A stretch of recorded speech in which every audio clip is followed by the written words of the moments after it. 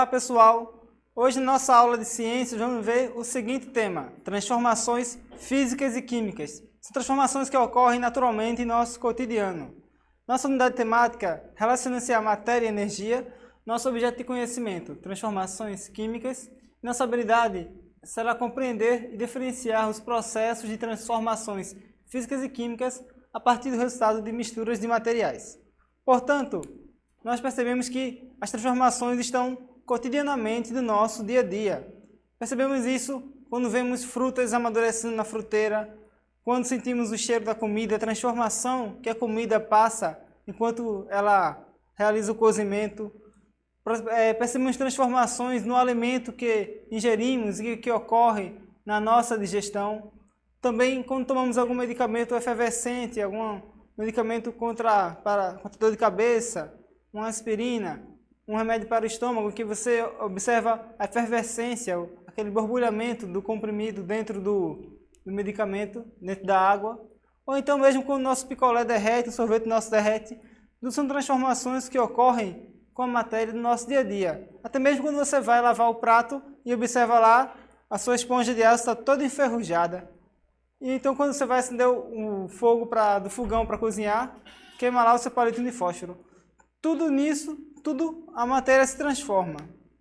Então, essas transformações são divididas na natureza em dois tipos, em transformações físicas e transformações químicas. Nas transformações físicas, ou nos fenômenos físicos, eles ocorrem quando uma transformação é reversível e passageira. A forma, o tamanho, a aparência e o estado físico podem mudar, porém a constituição da substância não irão sofrer alterações. Ou seja, essa é bem facinho. Nas transformações físicas, a matéria continua a mesma. Ela pode até mudar de fase, de sólido, de líquido para gasoso, ou mudar a sua aparência, a sua cor. No entanto, ela pode retornar a ser o que era antes se passar por algum processo ou se ela estiver em algumas condições específicas. Nós percebemos bastante as transformações físicas nas mudanças dos estados físicos da matéria.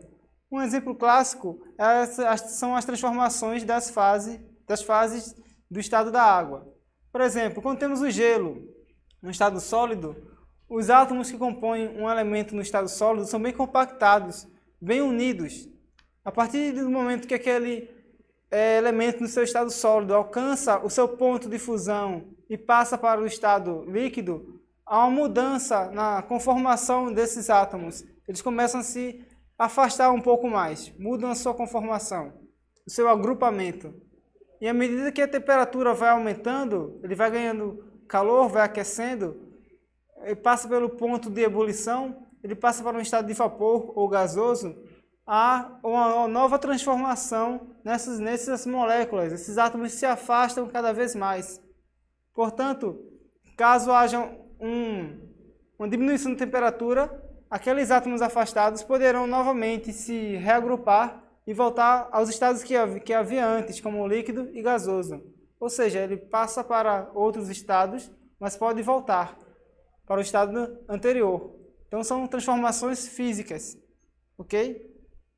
Já as transformações químicas ou fenômenos químicos, eles ocorrem quando um fenômeno químico onde uma ou mais substâncias se transformam em outra nova, dão origem a novas substâncias.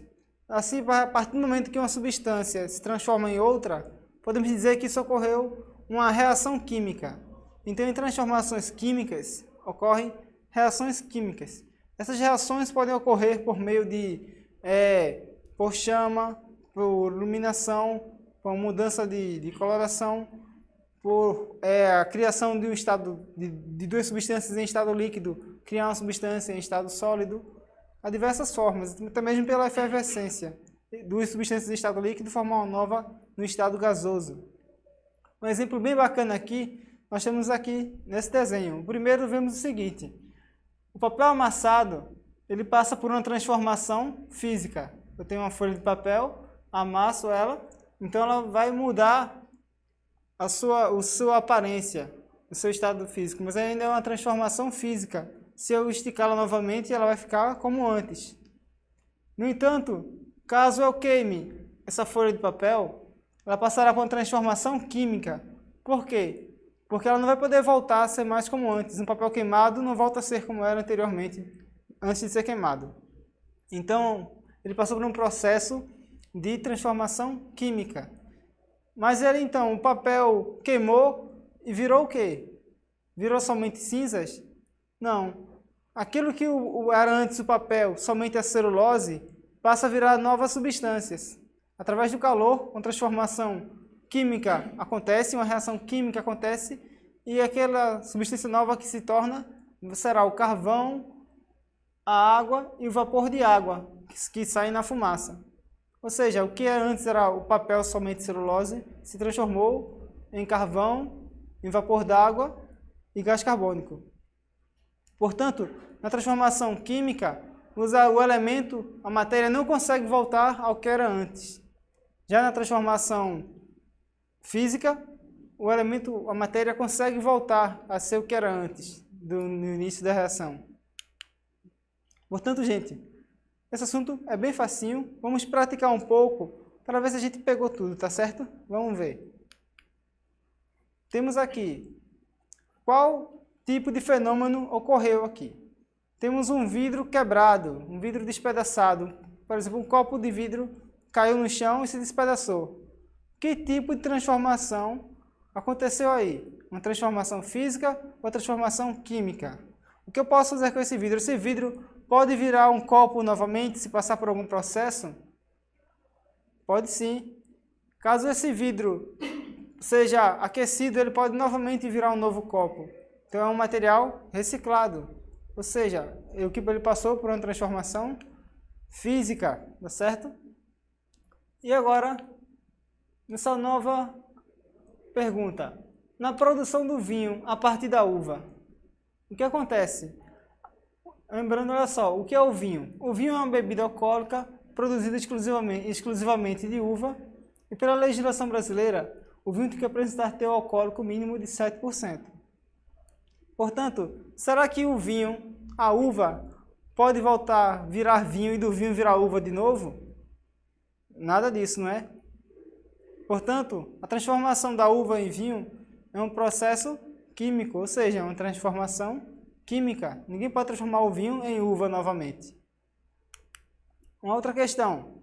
Lembra aquelas bolinhas de naftalina utilizadas para afastar insetos que às vezes são colocadas dentro do guarda-roupa, nos cantinhos do quarto, onde a gente sabe que passam insetos por ali, que são colocados para repelir os insetos? Eles passam por um tipo de transformação. Que tipo de transformação será? Você percebe que quando essas bolinhas são colocadas em determinados locais, depois de um tempo elas desaparecem. O que será que aconteceu com elas? O que aconteceu com elas, gente, foi um processo chamado sublimação. Um processo físico em que ela passa do estado sólido diretamente para o estado gasoso. Ela pula o estado líquido em sua transformação. E como são transformações físicas da matéria, então ela passou por uma transformação física, tá certo? Ela passou do estado sólido para o gasoso por meio de uma sublimação. Um outro fenômeno bastante interessante, quando você simplesmente queima um palito de fósforo.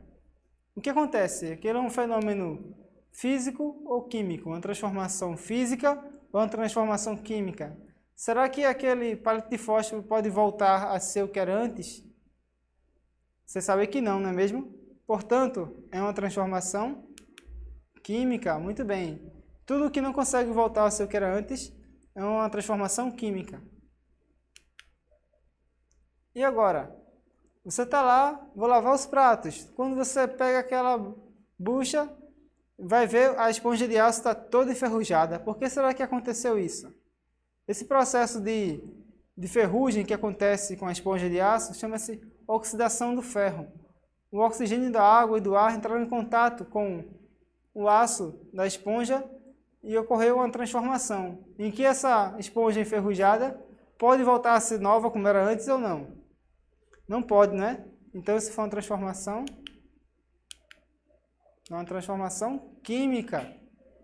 E aí, uma dica que eu quero dar a vocês, que eu faço bastante em casa, para evitar para retardar um pouco essa oxidação, esse enferrujamento da esponja de aço, é deixar com que toda a superfície da esponja de aço fique coberta com um sabão, sem ter contato com o oxigênio do ar. Se você passar bastante sabão ao redor da esponja de aço e não deixar ela em contato com o ar, aqueles espaços que não estão em contato com o ar não vão oxidar, não vão enferrujar. E aí sua esponja de aço vai se permanecer nova por mais tempo. Tá bem? Essa é a dica caseira da aula de hoje. Temos aqui uma situação muito simples, num conteúdo que vimos em outra aula, na separação de misturas. Olha só, temos aqui a dissolução de açúcar na água ou de sal na água. Se você dissolver o açúcar na água ou sal na água e formar uma mistura homogênea, onde você vai enxergar somente a água, será que você pode separar aquele açúcar ou aquele sal dissolvido na água? Você sabe que sim. Aprendemos nas aulas anteriores que podemos separar, através de alguns métodos de separação de misturas homogêneas e heterogêneas. Na mistura homogênea, como a água misturada com açúcar, podemos separá-la por meio da condensação, quando aquecemos a água e a água vai parar em outro recipiente e fica somente no recipiente o açúcar.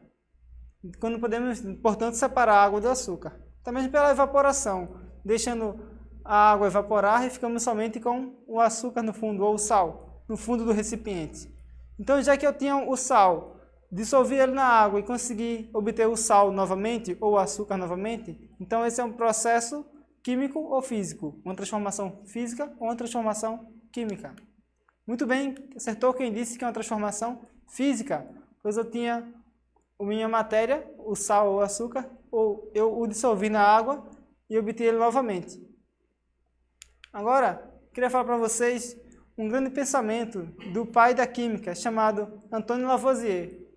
Ele viveu na segunda metade do século XVIII, por volta de 1740 até 1790, por volta disso, e ele, em seus experimentos, percebeu que em recipientes fechados as reações químicas ocorriam, mas as massas, o peso dos produtos, continuavam os mesmos, não alteravam depois de haver a reação química.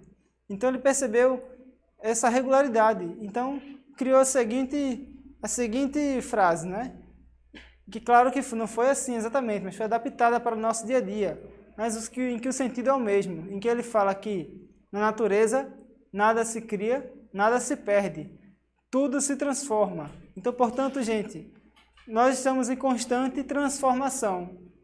Nada de nós se perdeu, nada se criou, tudo se transformou. Nós nunca somos os mesmos por muito tempo.